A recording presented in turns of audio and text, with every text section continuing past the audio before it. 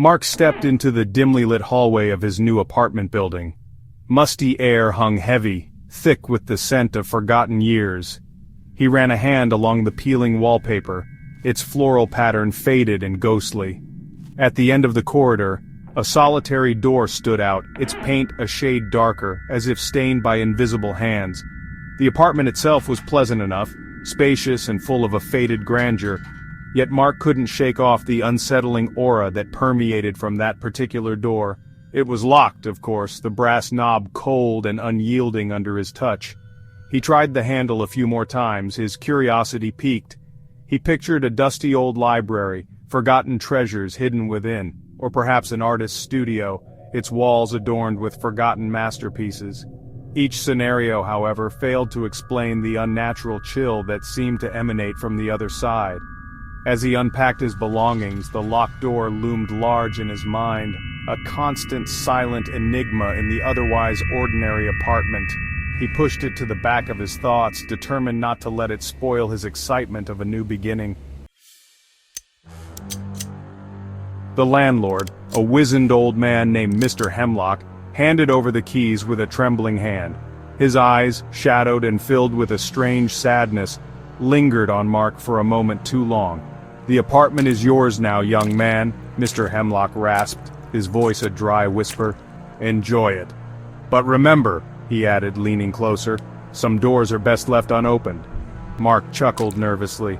"Don't worry, sir. I won't go snooping around where I'm not supposed to." Mr. Hemlock merely shook his head, a humorless smile flickering across his lips. "It's not about snooping, lad. Some things are better left undisturbed." He turned to leave, his shadow stretching long and thin in the dim hallway light. At the door he paused, glancing back at Mark with an unreadable expression. "Be careful, young man," he muttered before disappearing down the stairwell. Mark stared after him, a shiver crawling down his spine. The landlord's warning, though cryptic, held a weight that was impossible to ignore. The first few nights were uneventful, the silence of the old building almost oppressive, but then, the noises began. Muffled sounds, like whispers carried on the wind, seemed to seep from behind the locked door. They were faint at first, barely audible, but they grew stronger with each passing night. Mark would lie awake in bed, his heart pounding in his chest. The whispers seemed to weave themselves into unsettling patterns, like voices engaged in a hushed and urgent conversation. Occasionally, a distinct thump would cut through the murmuring, sending chills down his spine. Sleep became a distant memory. He tried rationalizing the sounds, attributing them to old pipes or rodents in the walls. But deep down, a primal fear whispered a different truth. Something was alive in that room. Something that wished to remain hidden. One particularly terrifying night, the whispers escalated into a chilling chorus. He could have sworn he heard his name spoken, a strangled plea lost in the cacophony. Panic seized him, his breath catching in his throat. He scrambled out of bed, his bare feet cold against the wooden floor.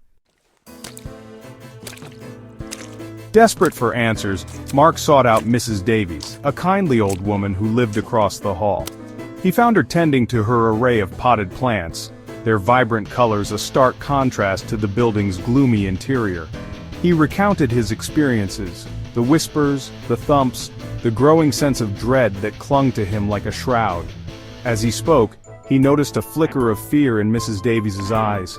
"The room," she breathed, her voice barely above a whisper. "I knew it wouldn't be long." She led him to her living room, its walls adorned with sepia-toned photographs and faded tapestries. With trembling hands she poured him a cup of strong tea, her gaze distant. "Years ago," she began, her voice raspy with age, "a family lived in your apartment. The father, he was a troubled man. They say he locked his wife and child in that room, kept them prisoner." She paused, her eyes meeting Mark's. "No one knows what happened in there. But the screams, they echoed throughout the building for weeks."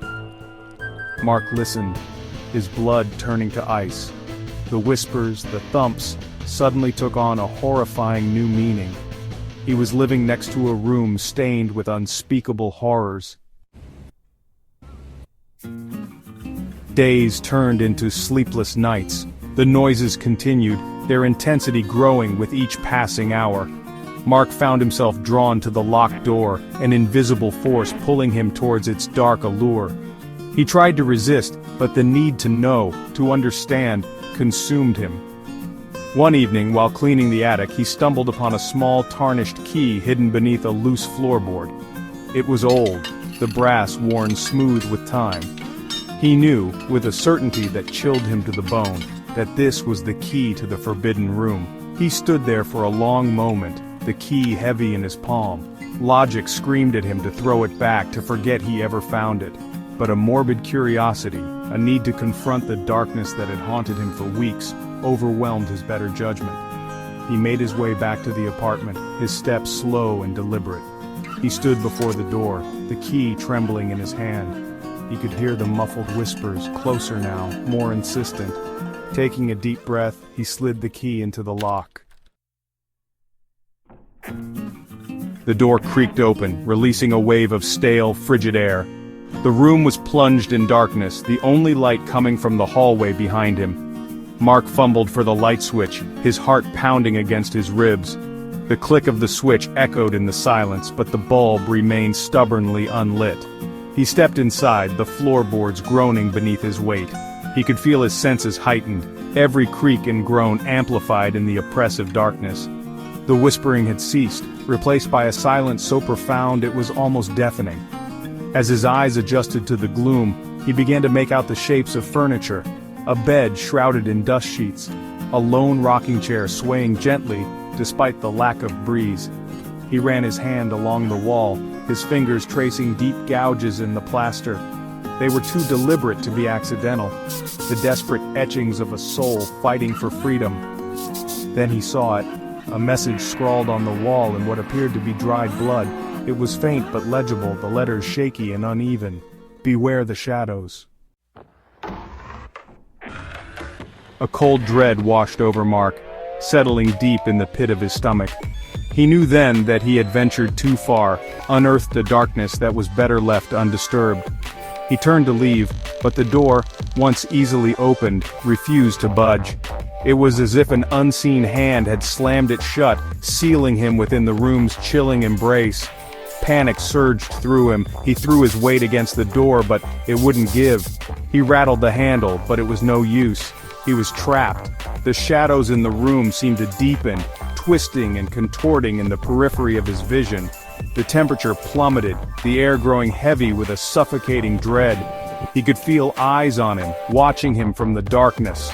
Suddenly the rocking chair, still as death only moments ago, began to rock violently.